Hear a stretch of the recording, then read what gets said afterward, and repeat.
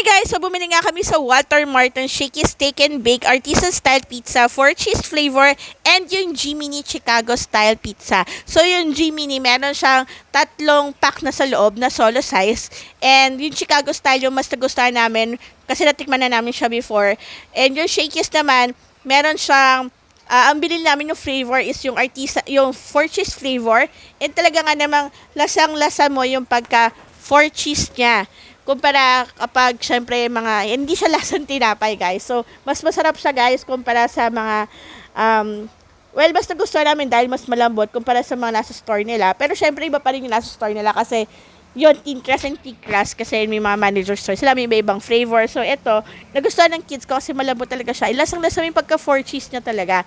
So, yung G-Mini naman, malalasahan mo rin naman yung pagka-meat niya, yung pagka-beef niya, pero nakakabusog kasi siya, medyo makapal kasi yung crust niya. So, si Shakey's makaka 8 slices ka. So, yung G-Mini, makaka 4 small slices siya, pero 3 na kasi yung laman niya.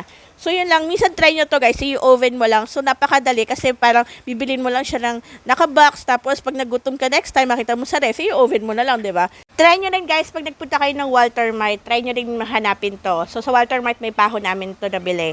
So, baka meron din naman yung ibang Walter Mart. Ayun, so thank you for watching and don't forget to follow me.